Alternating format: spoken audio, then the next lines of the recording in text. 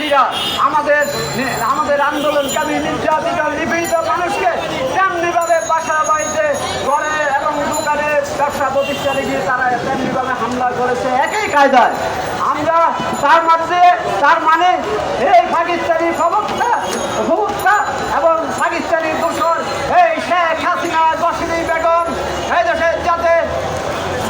এই দেশে এনে তাকে আইনের আওতায় এনে গ্রেপ্তার করে রিমান্ডে নিয়ে তার এই হত্যার বিচার অবশ্যই করতে হবে।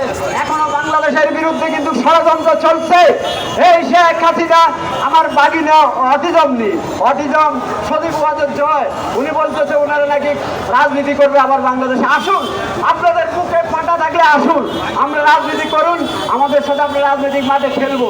এখন তো আপনাদের দোষররা নেই, আপনারা তখন পুলিশ বাহিনী, রাষ্ট্রীয় বাহিনী এবং বিভিন্ন বাহিনীকে দিয়ে বিএনপিকে দমন করার জন্য মিথ্যা মামলা দিয়ে বস্তারা বাড়িছাড়া করেছেন। এখন আমরা শপথ নিয়েছি এই শেখ হাসিনার অন্যায় অত্যাচারের বিরুদ্ধে, শেখ হাসিনার অপশাসনের বিরুদ্ধে আমরা এখন আমাদের নির্যাতিত নিপীড়িত এবং দেশপ্রেমিক ছাত্র জনতা জেগে উঠেছে। আজকে ছাত্র জনতা দেশপ্রেমিক মানুষরা আজকে তারা তাদের প্রতিজ্ঞাবদ্ধ হয়েছে। তারা রাজপথ থেকে শুরু করে বিভিন্ন পাড়ায় মহল্লায় তারা তাদের অধিকার আদায়ের জন্য এবং তাদের যে দ্বিতীয় স্বাধীনতা অর্জিত হয়েছে সেই দ্বিতীয় স্বাধীনতাকে রক্ষণ করার জন্য তারা প্রয়োজনে তাদের বুকের তাজা রক্ত বিলিয়ে দিবে। তারপরে এই স্বাধীনতাকে নস্যাৎ করতে দেওয়া যাবে না। 1971 সালে যারা মুক্তিযুদ্ধে অংশগ্রহণ করেছে, এই মুক্তিযুদ্ধে আওয়ামী লীগের কোন নেতা কোথায় মুক্তিযুদ্ধে অংশগ্রহণ করেছে? সেই দিন শেখ মুজিবুর রহমান 7 মাসে ভাষণ দিয়েছে।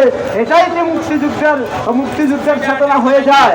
আমরা শেখ মুজিব একটি ভাষণের মাধ্যমে কি মুক্তিযুদ্ধ হয়ে যায়? মুক্তিযুদ্ধে শেখ মুজিব বা তার পরিবারের সদস্যরা কোথায় কিভাবে মুক্তিযুদ্ধে অংশগ্রহণ করেছে সেইটি আমি জাতির সামনে উপস্থাপন করার জন্য আওয়ামী লীগের সাধারণ সম্পাদক সহ দায়িত্বশীল নেতৃবৃন্দের দৃষ্টি আকর্ষণ করেছি। আপনারা তো এখন পালিয়ে বেড়াচ্ছেন। দরবেশ বাবু এখন শেষ করে মুখ দাঁড়িয়ে ফেলে উনি এখন দরবেশ সেজে এখন ঠাকুর হয়েছে। আওয়ামী লীগের নাম পরিবর্তন করে এখন আওয়ামী লীগ কিছুদিন হাতুড়ি লীগ হয়েছে, কিছুদিন ডাকাত লীগ হয়েছে। এইসব নাটকবাজি ছেড়ে রাজপথে সোজা পথে আসুন। আপনার রাজনীতি করার সবার অধিকার আছে, অতএব বন্ডামি ছেড়ে দিন। আপনারা কিছুদিন নাটক সেজেছেন জঙ্গিবাদের, কিছুদিন মৌলবাদের নাটক সেজেছেন। এইসব নাটক এদেশের মানুষ বুঝে গেছে, এখন আর কোথায় কাজ হবে না।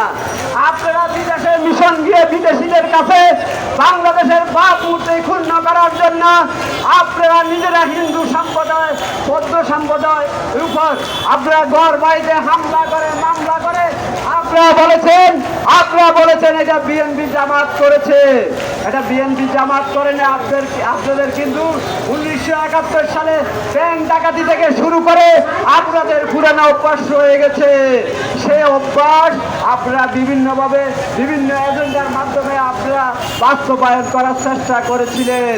সেই চেষ্টা কুণ্ডল করে দিতে এই চেষ্টা এদেশের মুক্তিকামী মানুষ নস্যাৎ করে দিয়েছে।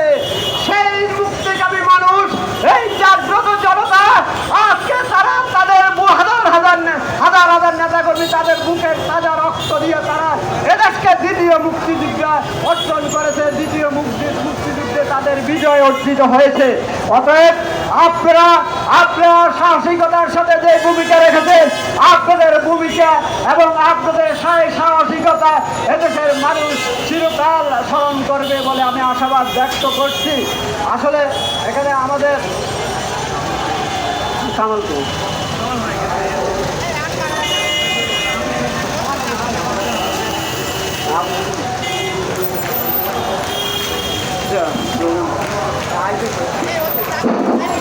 ধন্যবাদ আমাদের বিপ্লবী সভাপতিকে। আমরা এখন কিছু সময় অপেক্ষা করব।